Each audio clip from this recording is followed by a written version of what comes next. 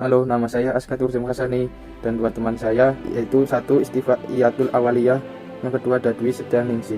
Untuk kali ini kita akan membahas tentang pengangguran yang mempunyai 5 pokok pembahasan. Yang pertama ada definisi pengangguran, yang kedua ada pengangguran dan perekonomian, yang ketiga ada kebijakan mengatasi pengangguran dalam Islam, yang keempat ada inflasi dan kebijakan pengendaliannya, yang kelima ada hubungan pengangguran dan inflasi. Baik, untuk materi yang pertama adalah definisi pengangguran. Apa sih sebenarnya arti dari kata pengangguran? Pengangguran atau unemployment adalah suatu kondisi di mana orang yang masuk dalam angkatan kerja sedang mencari pekerjaan tetapi tidak mendapatkan pekerjaan. Pengangguran juga diartikan dengan kondisi di mana penduduk yang tidak bekerja tetap sedang mencari pekerjaan atau sedang mempersiapkan suatu usaha untuk mendapatkan pendapatan.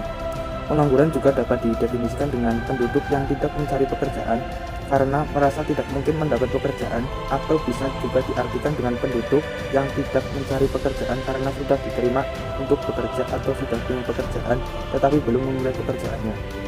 Jadi secara umum pengangguran dapat diartikan sebagai orang yang sudah masuk dalam angkatan kerja, yaitu orang yang sudah berumur 16 sampai 60 tahun yang tidak mempunyai pekerjaan atau tidak berpenghasilan, maka bisa disebut dengan pengangguran. Nah, apa sih faktor penyebab pengangguran? Faktor penyebab pengangguran secara umum itu disebabkan karena jumlah angkatan kerja atau para pencari kerja tidak sebanding dengan jumlah lapangan kerja yang ada atau yang mampu menyerapnya. Jadi misal lapangan kerja hanya tersedia 1000 orang, tetapi angkatan kerja yang mau mendaftar itu 1500 orang. Hal itu menyebabkan 500 orang itu menjadi tidak bisa mendapatkan pekerjaan. Akhirnya dia bisa menjadi pengangguran. Selanjutnya adalah macam-macam pengangguran. Macam-macam pengangguran itu terbagi menjadi 2. Yang pertama itu ada menurut lama waktu bekerjanya dan faktor penyebabnya. Yang pertama ada menurut lama waktu bekerjanya dikenal ada beberapa macam, yaitu pertama pengangguran terbuka, open unemployment, yaitu jumlah angkatan kerja yang benar-benar tidak mendapatkan pekerjaan. Jenis pengangguran ini disebabkan oleh tidak tersedianya lapangan pekerjaan dibandingkan dengan jumlah pencari kerja.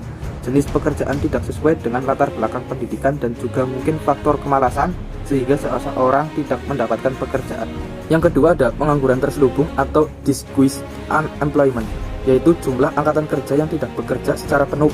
Jenis pengangguran ini bisa disebabkan oleh keterampilan rendah karena pendidikan yang rendah, kurang pengalaman, dan karena unsur keterpaksaan yang sebenarnya tidak sesuai dengan potensi dan bakat yang dimilikinya. Selanjutnya ada setengah penganggur atau underemployment, yaitu jenis pengangguran di mana orang tidak bekerja secara penuh sesuai potensi dan kompetensinya. Jenis pengangguran ini dibagi lagi menjadi setengah pengangguran setara atau visible underemployment, yaitu orang yang bekerja kurang dari waktu normal atau kurang dari 35 jam per minggu, dan setengah pengguna tentara atau invisible underemployment, yaitu jenis pengangguran di mana produktivitasnya rendah sehingga pendapatannya juga rendah. Fenomena setengah pengangguran ini banyak terjadi di sektor pertanian, di mana petani banyak melakukan aktivitas namun sesungguhnya produktivitasnya rendah sehingga pendapatan petani juga rendah. Untuk aspek yang kedua, pengangguran dilihat dari faktor penyebabnya yang dapat digolongkan menjadi pertama ada pengangguran friksional atau frictional unemployment, atau disebut juga pengangguran normal, yaitu pengangguran yang terjadi secara temporer karena adanya mismatch antara pencari kerja dengan dunia usaha yang disebabkan karena informasi tidak sempurna, faktor jarak, dan proses rekrutmen yang banyak memakan waktu dan persyaratan. Yang kedua ada pengangguran struktural atau structural unemployment, yaitu pengangguran yang timbul karena adanya perubahan struktur perekonomian, misalnya dari negara agraris menuju negara industri, sehingga menimbulkan banyak perubahan dalam kehidupan masyarakat yang disebabkan faktor sosial dan budaya di masyarakat. Yang ketiga ada pengangguran musiman atau cyclical unemployment, yaitu pengangguran yang timbul karena perubahan dan siklus waktu. Fenomena ini misalnya terjadi pada beberapa jenis industri rakyat seperti produsen baju takwa yang meningkat menjelang bulan puasa dan lebaran, namun kemudian sepi terpaksa merumahkan sebagian pekerjanya. Yang keempat ada pengangguran teknologi atau technological unemployment, yaitu pengangguran yang disebabkan karena penggunaan teknologi baru dalam proses produksi sehingga banyak tenaga kerja yang terpaksa kehilangan pekerjaannya. Yang kelima ada pengangguran konjungtur atau conjuncture unemployment, yaitu pengangguran yang disebabkan perubahan siklus ekonomi karena perubahan prioritas dan kebijakan ekonomi dari pemerintah yang berkuasa, seperti yang terjadi pada masa Orde Lama dan Orde Baru. Selanjutnya adalah materi, rumus, dan persamaan pengangguran dalam perekonomian.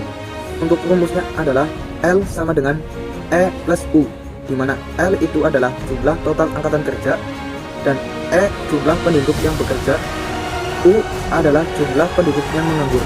Dari rumus di atas kita bisa mendapatkan rumus persamaan, yaitu E sama dengan L min U, yang artinya jumlah penduduk yang bekerja adalah jumlah total angkatan kerja dikurangi dengan jumlah pengangguran. Dari formulasi di atas dapat dipahami bahwa semakin banyak penduduk yang bekerja, maka dengan sendirinya akan semakin sedikit jumlah pengangguran dan sebaliknya. Selanjutnya ada materi dampak buruk dari pengangguran terhadap perekonomian. Antara lain, pertama ada tingkat kesejahteraan masyarakat menurun karena mereka kehilangan mata pencaharian. Yang kedua ada laju tingkat pertumbuhan ekonomi menurun karena daya beli masyarakat ikut turun dan akan menimbulkan kelesuan pengusaha untuk berinvestasi. Yang ketiga ada penerimaan dalam bentuk pajak dan akan berkurang karena tingkat kegiatan ekonomi rendah. Objek pajak akan sempit dan sumber penerimaan negara akan berkurang. Yang keempat ada GNP aktual yang dicapai lebih rendah dari GNP potensial karena faktor produksi tidak dimanfaatkan secara optimal. Lalu bagaimana kebijakan pemerintah dalam mengatasi pengangguran ini? Kebijakan pemerintah dalam mengatasi pengangguran melalui serangkaian program, yaitu yang pertama ada penyediaan lapangan kerja. Program penyediaan lapangan kerja dilakukan dengan mendorong pihak swasta untuk kreatif menciptakan pekerjaan, misalnya melalui pelatihan, pendidikan, dan sebagainya. Penyediaan lapangan kerja juga dilakukan pemerintah melalui proyek-proyek yang dibiayai APBN, misalnya lewat pembangunan sektor pendidikan, sektor kesehatan, infrastruktur, dan sebagainya. Yang kedua ada memperbaiki iklim investasi. Kebijakan ini dilakukan melalui serangkaian kegiatan yang saling mendukung agar para investor mau berinvestasi, misalnya pemberian keringanan pajak atau tax holiday, pinjaman modal yang murah, dan sebagainya. Kebijakan ini mengundang investor berinvestasi sehingga akan dapat membangun proyek yang dapat menyerap tenaga kerja dan mengurangi pengangguran. Materi selanjutnya yaitu mengenai kebijakan mengatasi pengangguran dalam Islam. Persoalan pengangguran dan kemiskinan tidak hanya semata persoalan ketidakmampuan individu dalam mengembangkan potensi diri, sehingga tidak punya kompetensi dalam persaingan merebut peluang dan kesempatan ekonomi, namun juga menyangkut persoalan ketidakberesan dalam tata kelola pemerintahan dan birokrasi dalam mengemban amanah untuk mengelola sumber daya ekonomi yang ada. Dalam perspektif Islam, untuk mengatasi persoalan pengangguran dan kemiskinan harus bersifat simultan, yaitu pada diri setiap individu, keluarga, dan masyarakat, dan juga pada pembenahan sistem kelola negara dan birokrat dalam mengelola kekayaan alamnya. Untuk mengatasi persoalan pengangguran dan kemiskinan, ada beberapa solusi menurut Islam yang harus diperhatikan, yaitu sebagai berikut. Membangun kesadaran tiap individu dan masyarakat tentang potensi diri melalui sistem pendidikan dan pelatihan yang berkualitas untuk menghasilkan alumni yang berdaya saing dan mampu terjun di masyarakat menciptakan pekerjaan. Solusi selanjutnya yaitu memberikan insentif yang memadai bagi setiap karya individu yang memiliki efek positif dalam membangun potensi ekonomi dan daya saing bangsa dalam bentuk pinjaman modal, promosi, fasilitas pemasaran, dan sebagainya. Ketiga yaitu memberikan kesempatan dan peluang yang seluas-luasnya bagi berkembangnya potensi ekonomi rakyat yang mampu menyerap tenaga kerja banyak dan memberikan efek multiplier terhadap lingkungannya. Selanjutnya yaitu membangun infrastruktur yang memadai dalam bentuk jalan, jaringan telekomunikasi, pelabuhan, bandara, jaringan listrik, dan air minum agar dapat mendorong minat investor dalam berinvestasi. Solusi selanjutnya yaitu menghilangkan berbagai hambatan birokrasi dan perizinan yang berpotensi menimbulkan ekonomi biaya tinggi dalam rangka meningkatkan efisiensi ekonomi. Memberantas berbagai bentuk mafia ekonomi dan praktik monopoli yang merugikan ekonomi rakyat.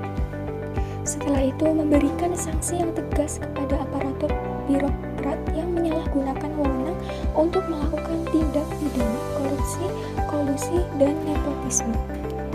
Meningkatkan efisiensi ekonomi dan kualitas layanan publik pada sektor-sektor publik publik di bidang pendidikan, kesehatan, transportasi, dan birokrasi. Pemanfaatan sumber daya ekonomi milik negara dengan cara, mekanisme, atau aturan sesuai dengan prinsip syariat Islam untuk kepentingan masyarakat luas. Dan solusi yang terakhir adalah membangun kerjasama internasional untuk membuka peluang ekonomi yang saling menguntungkan dan mencegah penguasaan kekayaan alam oleh pihak asing. Ada beberapa prinsip Islam dalam mengatasi pengangguran dan sekaligus juga kemiskinan sebagaimana diungkapkan oleh Yusuf Qaradawi, yaitu sebagai berikut. Yang pertama itu bekerja dengan keutamaan untuk menghindarkan diri dari kemiskinan dan ketergantungan pada orang lain. Bekerja pada semua bidang sesuai dengan minat, bakat, dan keahliannya asal tidak melanggar norma dan etika agama serta dilakukan dengan penuh kesungguhan. Yang kedua yaitu jaminan dari keluarga yang mampu. Hal ini merupakan jaringan pengaman sosial yang paling dekat untuk mengatasi persoalan sosial, yaitu tanggung jawab orang-orang terdekat dimulai dari keluarga orang tua, anak, cucu, paman, bibi, nenek, dan seterusnya. Menjadi tanggung jawab moral untuk melindungi dan menyantuni orang-orang terdekat kita dari ancaman kemiskinan dan pengangguran dengan prinsip saling membantu. Yang ketiga yaitu zakat.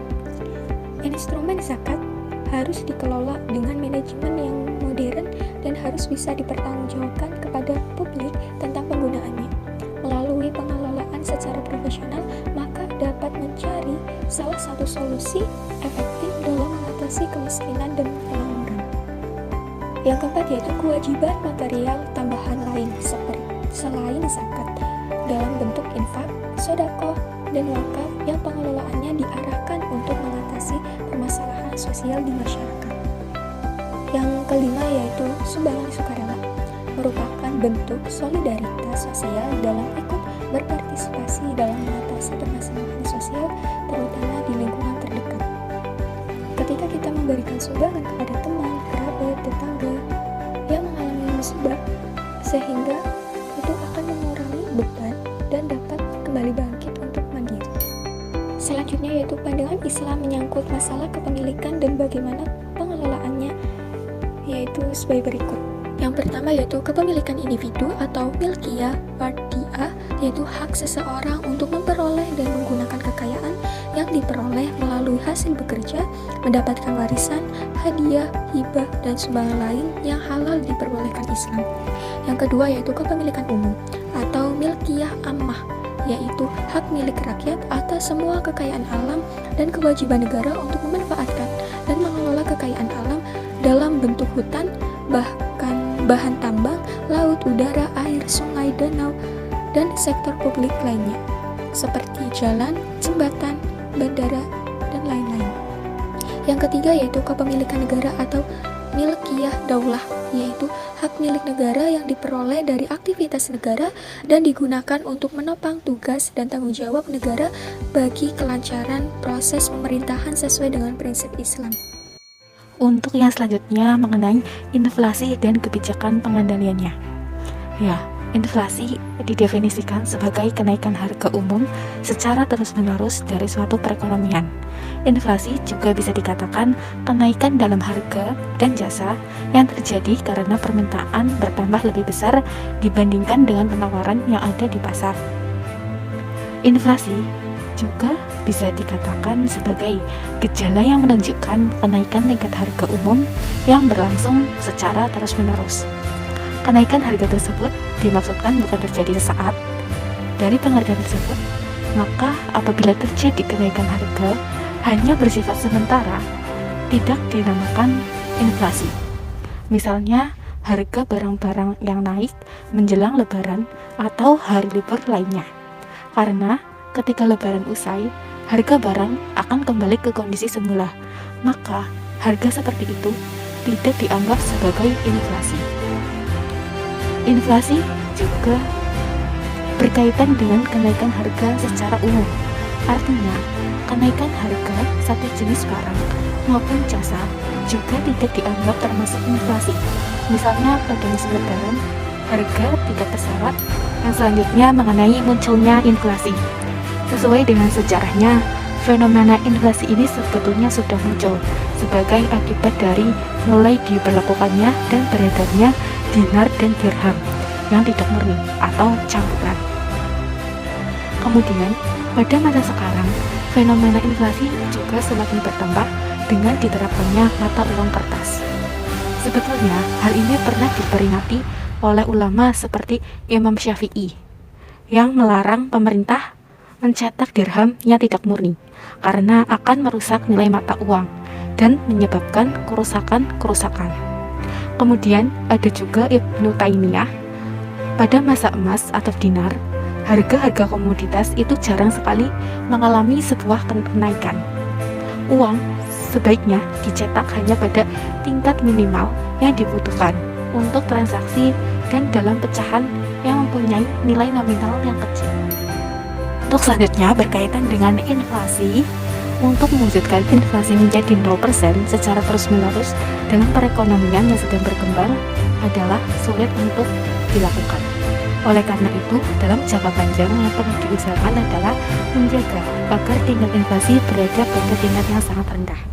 Untuk menjaga kestabilan ekonomi, pemerintah perlu menjalankan kebijakan menurunkan tingkat inflasi.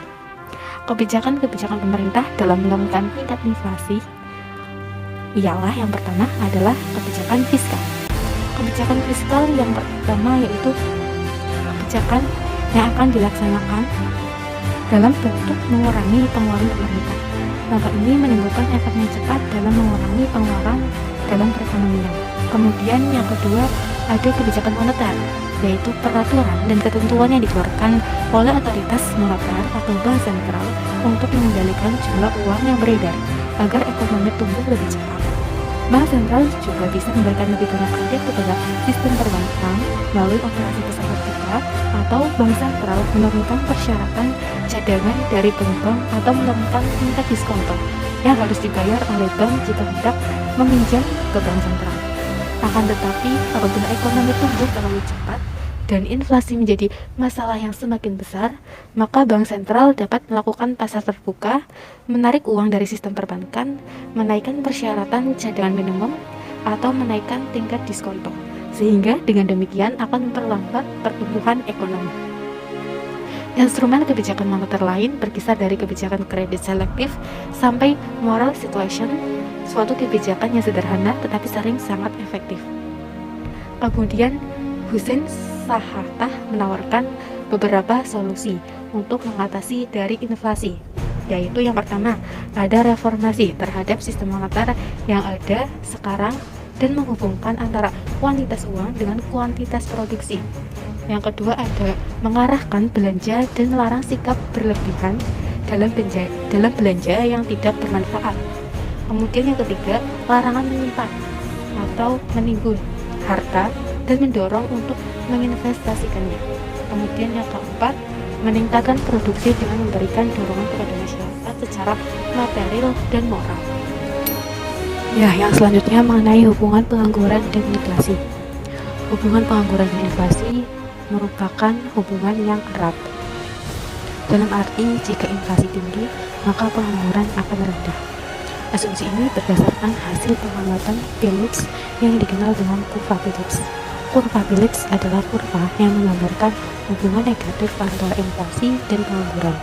Semakin tinggi tingkat inflasi, maka tingkat pengangguran semakin rendah. Sebaliknya, jika semakin rendah tingkat inflasi, maka tingkat pengangguran semakin tinggi. Howard Phillips menggambarkan bagaimana sebaran hubungan antara inflasi dengan tingkat pengangguran didasarkan pada asumsi bahwa inflasi merupakan cerminan dari adanya kenaikan permintaan agregat.